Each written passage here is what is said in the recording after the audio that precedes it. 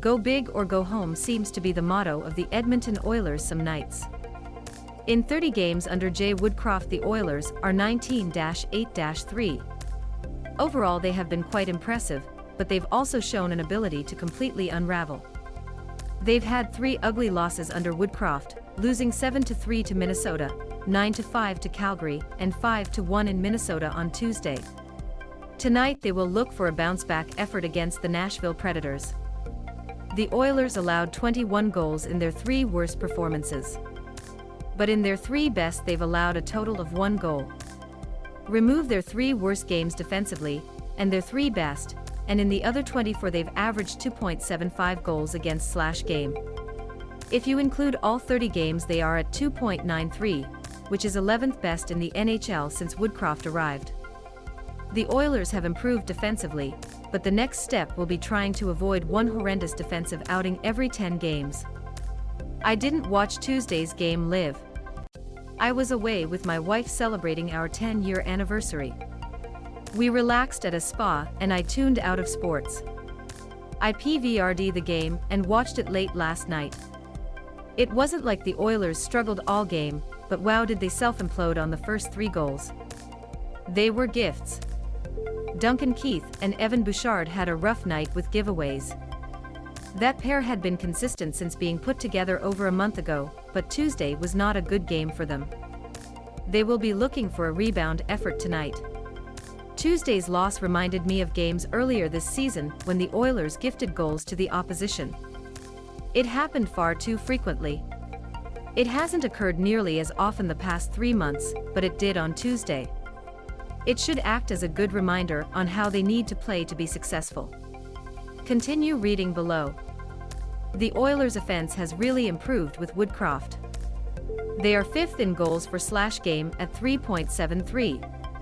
If you remove their 3 best offensive games, and their 3 least productive, the remaining 24 games has them averaging 3.70 goals/game. They have been very consistent offensively since February 11th. And their top players are leading them offensively. Connor McDavid has 19 goals, Leon Draisaitl 18, Evander Kane 14, Zach Hyman 11 and Kayla Yamamoto 10. They've combined for 72 goals and the rest of the forwards have scored 28, while the blue line has chipped in with 12. How do the Oilers compare to other teams over their past 30 games? Goals STL CGY EDM Min COL NSH LAVGK DAL Top 3 43 53 51 47 43 48 36 28 37 Top 5 64 73 72 64 60 66 50 40 52 Rest 51 43 40 42 44 36 37 47 32 Total 116 116 112 106 104 102 87 87 84. Colorado has had injuries to some of their top players, which is why their top 3 goals are down in this run, but on the season they are still the 2nd best offensive team in the NHL. The Blues have better depth scoring, but Calgary and Edmonton have more top-end scoring. Edmonton could use another 4 or 5 goals from its 6th, 18th skaters. And the easiest options would be to have Ryan Nugent-Hopkins and Jesse Puljujarvi chip in with 2 more goals each over a 30-game span. It isn't a huge ask, and I think those are the 2 have the most offensive potential of the 6th, 18th skaters. I don't think it is unrealistic to have Puljujarvi and RNH score 1 extra goal every 15 games. Continue reading below. Next season you would hope Ryan McLeod could add another goal or 2 as well, but he's a rookie, and I wouldn't expect him to produce much more than he is this season. The addition of Kane has been a huge boost to the offense, as well as their physical play and play along the boards. It will be interesting to see if Ken Holland can re-sign him, and if any other teams offer a longer-term deal. Kane has also added some much-needed toughness to the lineup.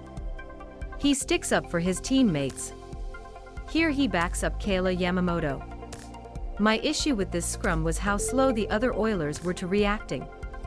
Kane was never in trouble, but Yamamoto was the only one around him for the first few seconds.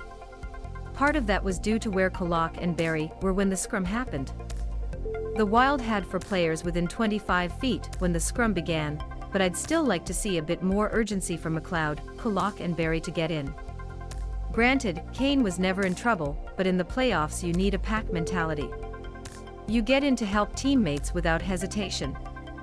Oilers need to be prepared to engage tonight against the very physical Nashville Predators.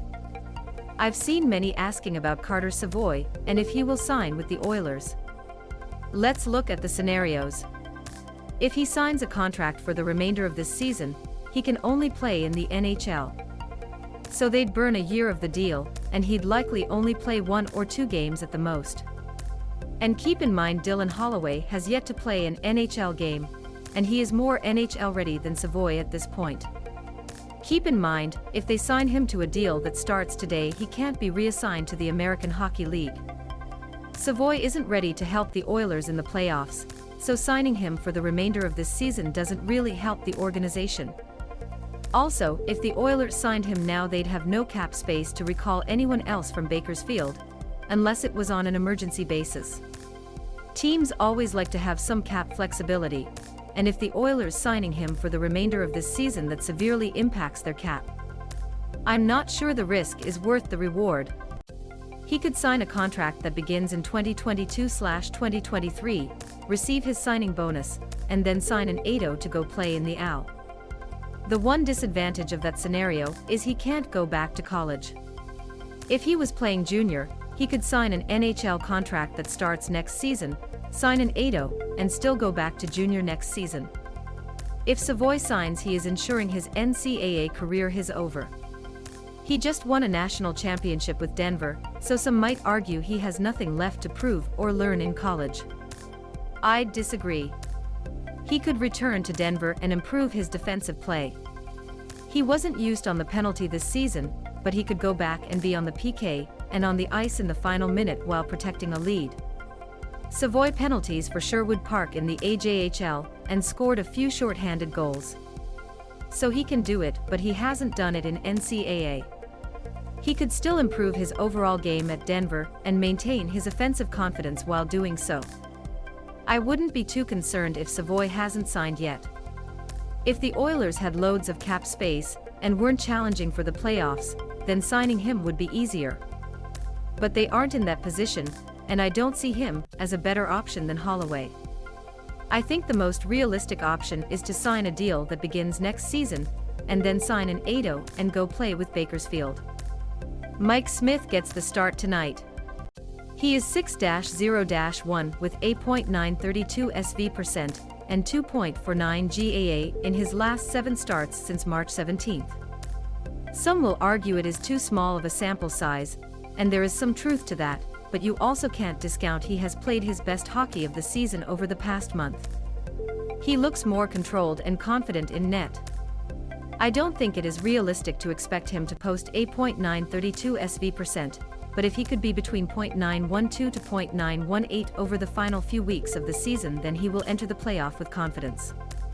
If he and Koskinen have similar SV% and expected SV%, then I'd start Smith in Game 1 due to his puck handling SS. His ability to move the puck and to stop dump-ins allows the Oilers to spend less time in the defensive zone. But his puck handling SS are only a tiebreaker. If Koskinen is playing better entering the playoffs, then I start him. Continue reading below. Dre's AITL set the Oilers' new franchise single-season record with his 21st power play goal of the season on Tuesday. Of the 32 NHL franchises, 21 of them have had a better single-season PP goal record than the Oilers' 21. If Dre's AITL scores 22, it would tie Dallas/Minnesota North Stars, 23 would tie Ottawa, and 24 would tie Chicago, Tampa, New Jersey, San Jose, and Arizona/Winnipeg. The Oilers have never had a player in the top 50 all-time in single-season PP goals. If Dre's AITL scores 2 more, he'd move into a tie for 45th to 50th with Marcel Dion, the ID Hadfield, Danny Heatley, Charlie Simmer, and Pat LaFontaine. PointsBet Canada has officially launched in Ontario. Get a $25 free bet just for signing up right here. Recently by Jason Greger.